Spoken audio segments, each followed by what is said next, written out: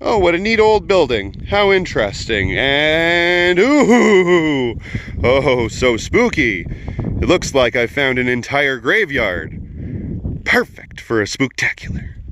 Hey, it's Aaron, and today I'm coming to you from a very spooky graveyard, which is fitting, again, because, well, I believe the system needs to die. Anyway, today I'm going to talk a little bit about voting and my opinions on voting. Now, I have a bit of a nuanced take on voting, and I wanted to talk about this video today because I basically released a tweet yesterday that got a bunch of mixed reviews. Some people liked it, other people thought that it was a horrible take. So I'm going to talk a little bit about that today, and I'm going to talk about my position on voting because it's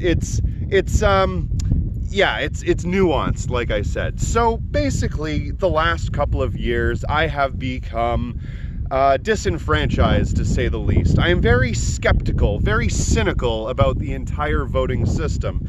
I'm not entirely sure it does anything at all. Now, if you are out there and you say, well, if you don't vote, then you don't get a say, well, I'd have to say that you're probably very naive. Even if you do vote, you don't get a say. 90% of all legislation that's passed has absolutely 0% to do with what the voters want, and everything to do with what the big money donors want. So already you don't get a say even if you do vote. And that being said, when you go to vote in an election within this system, within this representative democracy system, basically what you're doing is voting for a person to make decisions on your behalf. There's no reason why you couldn't make those decisions on your own, but instead we decided to have a system that makes these decisions for us. And it most times it lands us in a situation where you're either voting for one politician that is funded by the big banks, like in my country, the Liberal Party, or one party that's funded by the big oil companies, which in my country, again, is the Conservative Party. No matter what vote you cast in that election, you are going to end up just voting for some big money interest, somebody that doesn't have your best interest in mind at all. So not only does none of the legislation that's passed have anything to do with what you want in the first place, when you do go to vote, you're voting on a candidate that has been vetted and put there by some industry figure. Already, it doesn't really sound like any of this is very useful. Coupling that with the whole aspect that since these are politicians being basically put into the public view by some corporation, or at least they're being funded by that, you end up in a situation where most politicians are very similar to wrestlers in the WWE. I've said this many times in the past, where they may fight each other real fiercely in the ring, but at the end of the day, they all go home on the same bus. They're all in bed together, and they have a lot more in common with each other than they do with you. So, like I said in my tweet, a lot of people are out there during this Canadian election that just happened yesterday. A lot of people are out there and they're going to tell you to go out and vote. I'm not going to be one of those people because I don't believe in gambling and I don't endorse people gambling.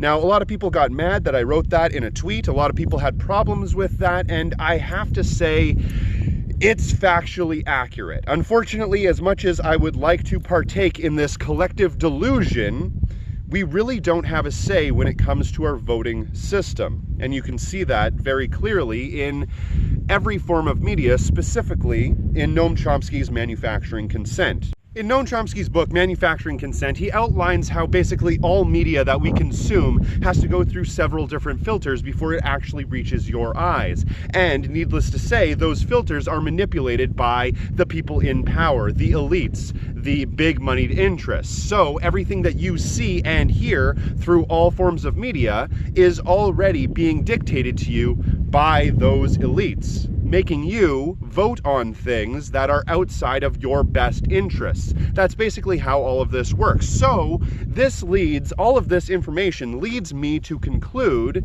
that voting is basically useless. It's about as useful as praying.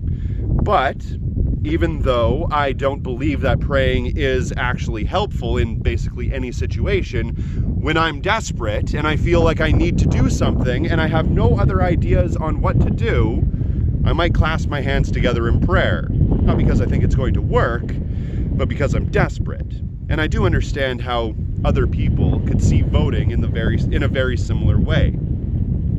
Now, all of that being said, voting, though I believe that it is virtually useless, still operates through an electoral system. And even though we are basically manipulated to vote for things that usually are outside of our best interests, there is a possibility that the system can be still used to get some sort of good out of it. Now, I've said in the past, obviously, that politicians going out talking about issues that are important to communities and actually voicing the concerns of people in those communities does definitely help. It can help move the Overton window from the right to the left on all sorts of issues, and Bernie Sanders has definitely done that on all sorts of things, as well as Andrew Yang when it comes to his universal basic income, and Bernie Sanders when it comes to Medicare for all, and eliminating student loan debt and this, that, and the other thing.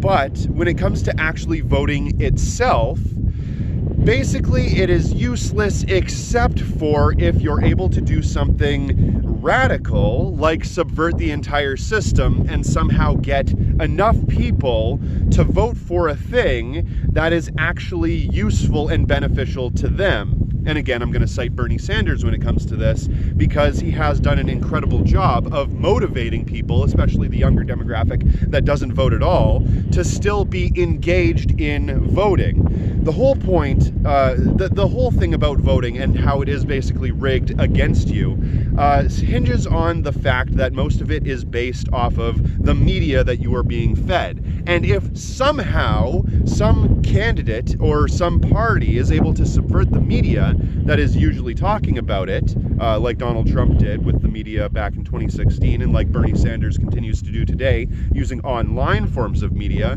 then you are actually able to get out a certain message. And if that message is spread wide enough, you can take back that electoral system and you can somewhat make a difference. Now, obviously, getting one person into a position of power isn't going to change the systemic problems with the system. One individual, no matter what their intentions, no matter how good they might be, they're still not going to be able to upend the entire economic system, the capitalistic system, the power structure, and turn it into something that actually benefits the people. But it can be used as a tactic to motivate others on the street to actually do direct action that can change things. So, am I saying that I don't think voting is ever a good idea? No. I think that if you really strongly believe that voting does help, or at least you feel like in your soul you need to vote to get out some sort of catharsis, then yes, absolutely do that.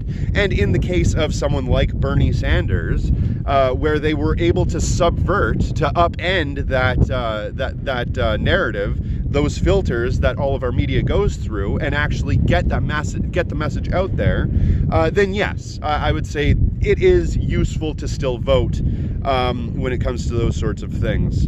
For the most part, though, I'm with Emma Goldman on this. If voting was actually something that worked, if it actually made a difference, it would have been made illegal a long, long time ago. And by the way, before I go, I just want to say I came to the conclusions that I did, my nuanced take on this, through a conversation that I had with Swolitariat. Definitely check out Swolitariat's channel, link in the description box below.